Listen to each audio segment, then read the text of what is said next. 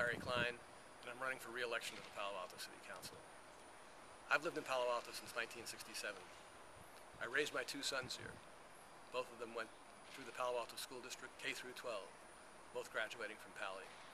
Now my two grandsons are in the Palo Alto School District, an 8th grader at Jordan and a 3rd grader at Duveneck. I love this community, and I'm proud to serve it on the City Council.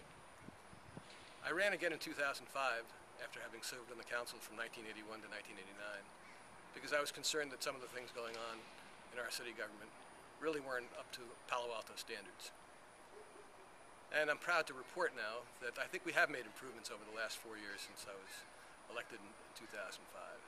For example, we have a new city manager, Jim Keene, who took office in September of 2008. I think Jim has made a difference. He's brought greater transparency to our government and I think an increased enthusiasm in our staff. We've made great progress on the environmental front.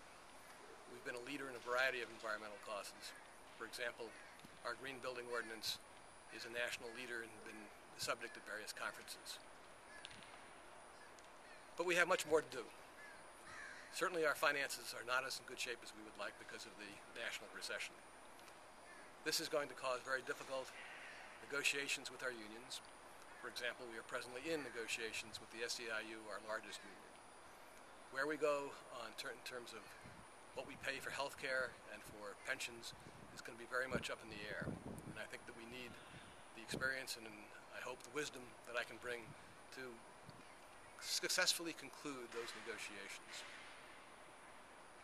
Other issues that concern me are land use. We are here today at Cubberley because I think that this signifies that South Palo Alto has more of these issues before it than the other portions of our town.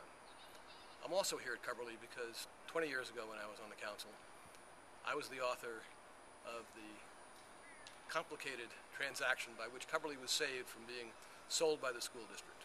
We passed a utility user tax, most of the money of which goes to the school district.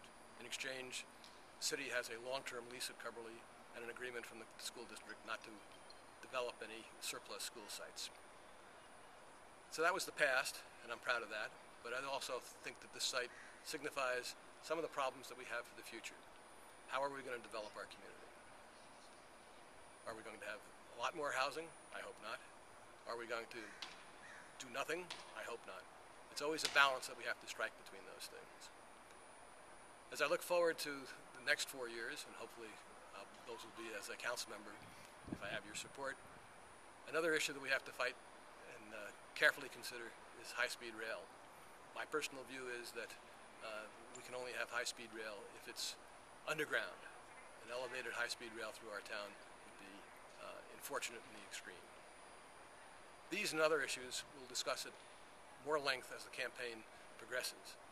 If you're on my website now, you can readily find places where I'll be, where I'm pleased to discuss any issues that you have in mind. Let me conclude by saying, please visit our site, please come talk to me during the campaign, and I hope I can have your support. Thank you.